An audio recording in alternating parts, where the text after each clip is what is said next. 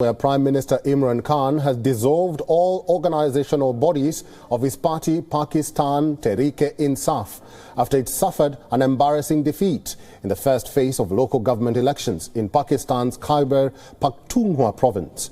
Prime Minister Khan's party lost by a huge margin in its stronghold Northwest Frontier province. The opposition parties won 21 seats in total, with Jamiat Ulema Islami winning 17 seats. And Khan's Pakistan Tehreek-i-Insaf secured 12 seats in the polls.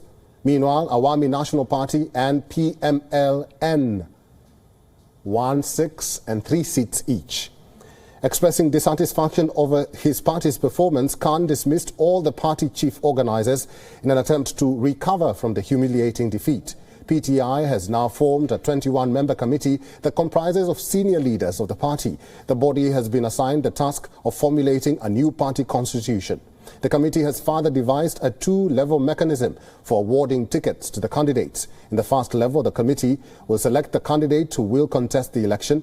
However, the final approval of the chosen candidate will only be in the hands of Prime Minister Imran Khan himself. Now, the overhaul of Pakistan's ruling party comes as Prime Minister Imran Khan blames nepotism for the recent defeat in the first phase of the provincial elections. Taking to Twitter, Khan said, and I quote, "PTI made mistakes in the first phase of KPLG elections, and we have paid the price." Khan further said that he will personally oversee the selection of the candidates in the second phase of the elections. Emphasizing on Prime Minister Khan's resentment against dynastic politics, Pakistan Information and Broadcasting Minister Fawad Chaudhry said that awarding tickets to the relatives of PTI leaders will be decided by a special federal committee.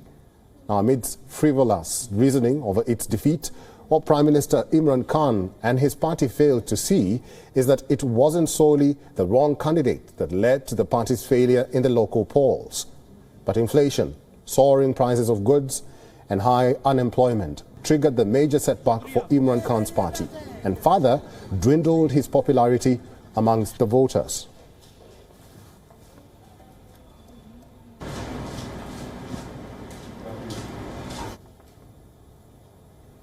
Joining us live from Karachi is our Pakistan Bureau Chief Anas Malik. Good to see you, Malik, and thank you very much for joining us. Take us through what these local government elections mean for Pakistan and also the significance of an embarrassed Prime Minister dismissing all the party chief organisers.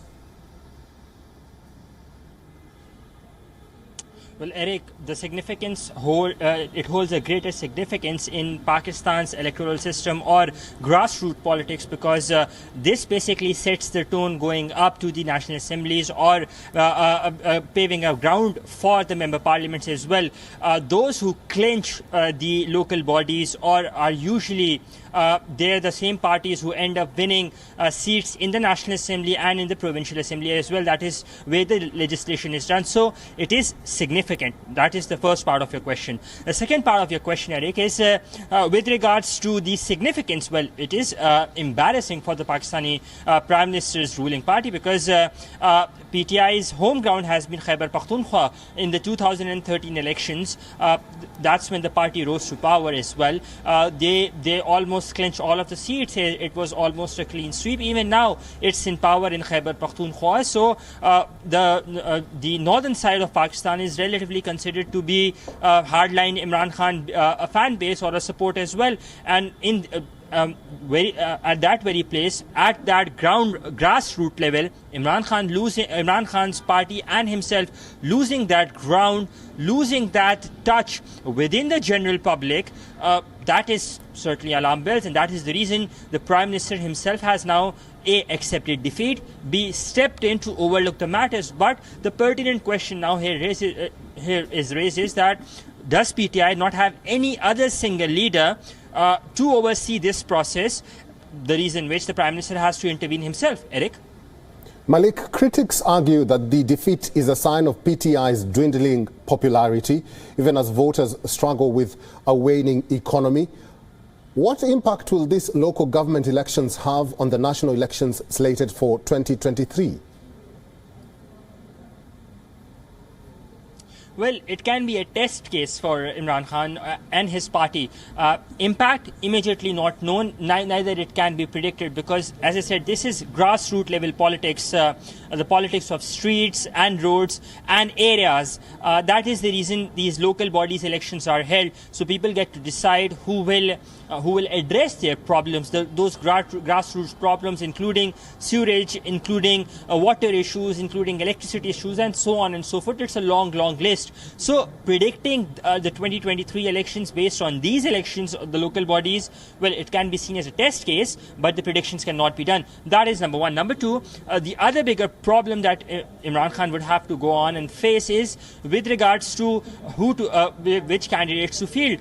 The bigger problem, or the bigger setback that Imran Khan's party had to face, or the reason for this embarrassment, is that in major of the areas it was PTI versus PTI itself. PTI had fielded candidates which were relatively not popular, and the person who could not get the ticket, they went on to run as independent, and they were the one who went on to clean seats. So if you look at the map, or very interesting, the analysis of the election commission as well, the parties who have got vote, or the parties of the past as well, those who have gotten votes, they're at third or fourth, and second candidates or number two or the runners up, or even those who are clenching seats as well, they're mostly independent, minus the city of Peshawar. Peshawar has been the crown jewel of the Imran Khan government, in fact the whole Khyber Pakhtunkhwa province itself, but special emphasis on Peshawar. Imran Khan had passed instructions to ensure that they should not be losing the mayorship of Peshawar city, but they ended up losing that. So as I said, it's alarm bells. The reason Imran Khan has dissolved his party structure,